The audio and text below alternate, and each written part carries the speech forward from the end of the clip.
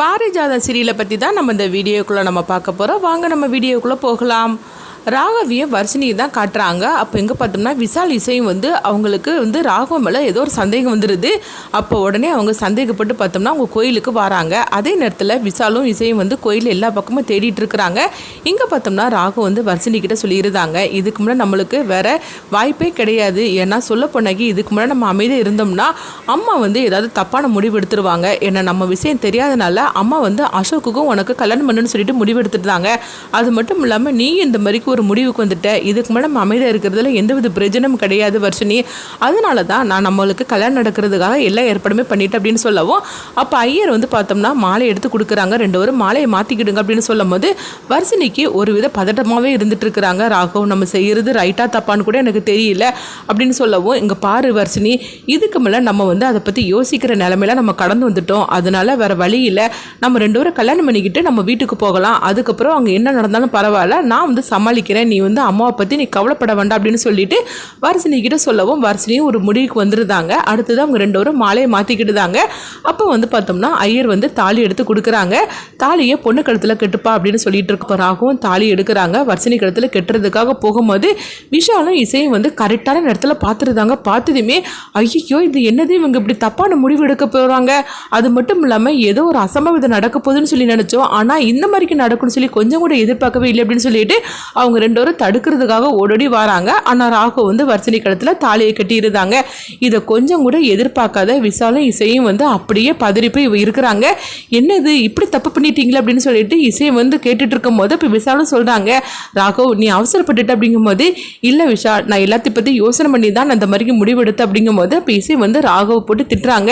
நீங்கள் இப்படி பண்ணுவீங்கன்னு சொல்லி கொஞ்சம் கூட எதிர்பார்க்கவே இல்லை அப்படிங்கும் போது, எங்கள் பாரு இசை, நீங்கள் ரெண்டு பேரும் என்ன சொன்னாலும் சரிதான், ஆனால் நான் எடுத்த முடிவு நான் ரொம்பவே யோசனை பண்ணி எடுத்த முடிவு தான். இதுக்கு மேலேயும் நான் அமைதியாக இருந்தோம்னா அதை நான் வர்ஷினிக்கு செய்யக்கூடிய துரோகமாக்கும் அப்படிங்கும் போது, இப்போ நீங்கள் அத்தைக்கிட்ட போய் நீங்கள் எப்படி சொல்ல முடியும், என்ன பண்ண போறீங்க அப்படின்னு சொல்லி கேட்டுட்டு இருக்கவோ, அது என்ன அம்மா முடிவு எடுத்தாலும் சரிதான், ஆனால் இதுதான் என்னுடைய முடிவுன்னு சொல்லிட்டு நான் ஏற்கனவே நான் நினச்சிட்டேன். அதனால என்ன வந்தாலும் சரி அந்த பிரச்சனையை சமாளிக்கணும்னு நான் முடிவு பண்ணிட்டேன் அப்படிங்கவும், இதனால இசைக்கும் விஷாலுக்கும் என்ன பண்ணுதுன்னே தெரியல. அப்போ இசை சொல்கிறாங்க, எங்கள் பாரு ராகவ் நான் சொல்கிறத கேளு, இப்போ நீ கல்யாணம் பண்ணிக்கிட்ட விஷயம் அத்தைக்கு தெரிய வேண்டாம் அப்படிங்கும்போது, என்ன இசை நீ சொல்லிட்டு இருக்கிற அப்படிங்கும்போது, ஆமாம் இப்போதைக்கு தெரிய வேண்டாம் அப்படிங்கும்போது, இல்லை இப்போ நான் சொல்லலைன்னா அதுக்கப்புறம் எப்பவுமே சொல்ல முடியாத ஒரு சூழ்நிலை ஆகிரும்.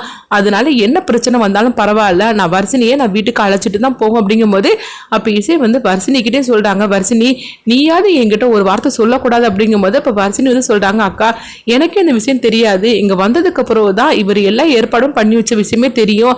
என்கிட்ட பேசணும்னு சொல்லி தான் அவர் இங்கே கோயிலுக்கு வர சொன்னாரே தவிர மற்றபடி இப்படி கல்யாணம் நடக்க போதுங்கிற விஷயம் அவர் என்கிட்டயே மறைச்சிட்டா இருக்கா அப்படின்னு சொல்லிட்டு இருக்கவும், இதனால இசைக்கு என்ன பண்ணதுன்னு தெரியல. ஐயோ இப்போ வீட்டுக்கு போனாக்கி பெரிய ஒரு பிரச்சனையே ஏற்படும், இப்போ என்ன நடக்க போதோ தெரியல அப்படிங்கும்போது, விஷால் இப்போ என்ன பண்ணுறதுக்கு அப்படிங்கவும், எல்லாமே முடிஞ்சு போச்சுது, இதுக்கு மேலே யோசிக்கிறதுக்கு ஒன்றுமே கிடையாது.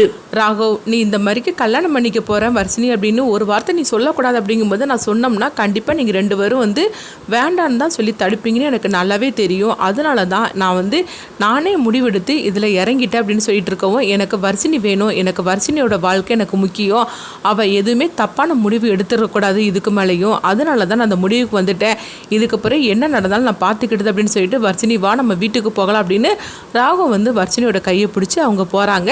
இதனால இசைக்கும் விஷாலுக்கும் என்ன பண்ணதுன்னே தெரியல. எப்படினாலும் வீட்டுக்கு போனால் என்ன நடக்க போதோ தெரியலன்னு சொல்லிட்டு அவங்க பயந்துக்கிட்டே போகவும், வர்ஷினிக்குள்ள ஒரு பதட்டம் இருந்துக்கிட்டு தான் இருக்குது. அடுத்து பார்த்தோம்னா அவங்க ராகவும் வர்ஷினியும் அவங்க காரில் போய் இறங்குறாங்க வீட்டு வாசலில். அப்போ சிந்தாமணி அவங்க பார்க்கும்போது விஷால் விஷயம் அவங்களும் ரெண்டு பேரும் கூட வரவும், இதை பார்த்ததுமே சிந்தாமணி அலறி அடித்து கத்த ஆரம்பிச்சிருந்தாங்க. ஐயோ எல்லாமே போச்சுது ஸ்ரீஜா, உன் வாழ்க்கை நாசமாக போச்சு அப்படின்னு சொல்லி கத்தவும், அண்ணி அப்படின்னு சொல்லி கத்தும் போது, என்ன இந்த சிந்தாமணி எதுக்காக இப்படி கத்திட்டு இருக்கிறா அப்படின்னு சுபத்ரா பாஸ்கர் கிட்ட சொல்லவும், அவளுக்கு இதே வேலையாக போச்சு, சரி என்னதான் நடக்குதுன்னு சொல்லிட்டு வா நம்ம பார்க்கலாம் அப்படின்னு சொல்லிட்டு எல்லாருமே ஓட்டமாக ஓடோடி வராங்க. அங்கே பார்க்குறாங்க. அப்போ இவங்க 4 பேர் வாசல் நிற்கிறத பார்த்துட்டு சுபத்ராவுக்கும் ஸ்ரீஜாவுக்கும் தூக்கி வாரி போடுது. அப்போ அதே நிலைமையில அசோக்கும் இருக்கிறாங்க. அப்போ உடனே அசோக்கும் பார்க்குறாங்க, இது என்னது ராகவ் வந்து வர்ஷினி கழுத்தில் தாலி கட்டி இப்படி வந்து நின்றுட்டு இருக்கிறான் அப்படின்னு சொல்லிட்டு அவங்க பார்க்கவும், அப்போ சுபத்ரா வந்து ஓடோடி வந்து அவங்க வர்ஷினி கழுத்தில் கிடக்கிற தாலியை பார்க்குறாங்க. அப்போ உடனே ராகவ், இது நீ தான் கெட்டினியான்னு சொல்லி கேட்கும்போது, ஆமாம்மா நான் வர்ஷினியை கல்யாணம் பண்ணிக்கிட்டேன் அப்படிங்கிறாங்க.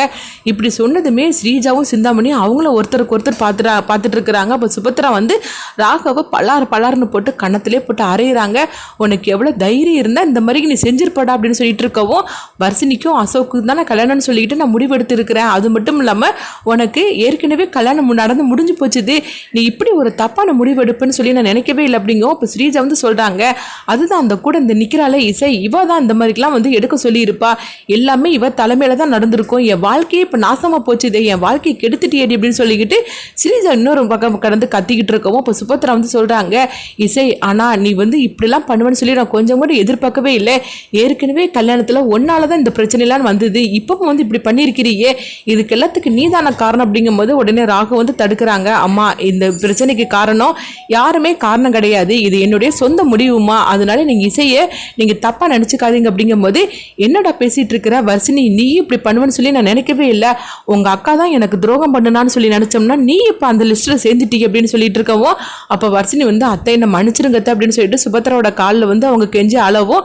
அப்போ சுபத்ரா வந்து உன்னை நான் மன்னிக்கவே மாட்டேன், ஆனா இசை தான் இப்படி பண்ணனான்னு சொல்லி பார்த்தோம்னா நீ இந்த மாதிரி நினைச்சிட்டியே, ஸ்ரீஜாவோட வாழ்க்கையை நீ நினைச்சு பார்த்தியா, உனக்கு தான் வந்து நான் அசோக்க கல்யாணம் பண்ணி வைக்கிறேன்னு சொன்னோம்ல, எதுக்காக நீ இப்படி அவசரப்பட்ட அப்படின்னு சொல்லிட்டு இருக்கும் போதே அப்ப ராகு வந்து சொல்றாங்க, அம்மா இந்த பிரச்சனைக்கு காரணம் வேற யாருமே கிடையாது, இது முழுக்க முழுக்க நான் எடுத்த முடிவு மட்டும்தான்மா, உங்களுக்கு இந்த ஸ்ரீஜாவை பத்தி தெரியாதுமா, அதனாலதான் நீங்க இந்த மாதிரிலாம் பேசிட்டு இருக்கிறீங்க அப்படிங்கவும், அப்ப அசோக்கும் வராங்க, என்ன ராகு நீ இப்படிலாம் முடிவு எடுப்பேன்னு சொல்லி நான் நினைக்கவே இல்லை, அம்மா என்னம்மா இப்படிலாம் அப்படின்னு சொல்லி கேட்டுட்டு இருக்கும் போதே அப்போ உடனே வந்து சுபத்ரா வந்து அங்க அசோக்க பாக்குறாங்க, எனக்கு ஏன் தான் எனக்கு மட்டும் இந்த மாதிரிலாம் நடக்குதோ தெரியும்னு சொல்லிட்டு இருக்கும் போதே அப்ப பாஸ்கரும் வந்து அவங்க அம்மாவும் கேட்டுட்டு இருக்கிறாங்க, ராகவ் நான் உங்ககிட்ட இதை எதிர்பார்க்கவே இல்லை, ஸ்ரீஜாவோட வாழ்க்கையை நினைக்காம நீ இப்படி தப்பு பண்ணிட்டீங்க, வர்ஷினிக்கு தான் வந்து அசோக்க கல்யாணம் பண்ணி வைக்கிறேன்னு சுபத்ரா ஏற்கனவே முடிவெடுத்து வச்சிருந்தால, எதுக்காக இப்படி தப்பு பண்ணணும்னு சொல்லிட்டு எல்லாருமே திரும்ப திரும்ப அவங்க ராகவை போட்டு கேட்டுட்டு இருக்கிறாங்க.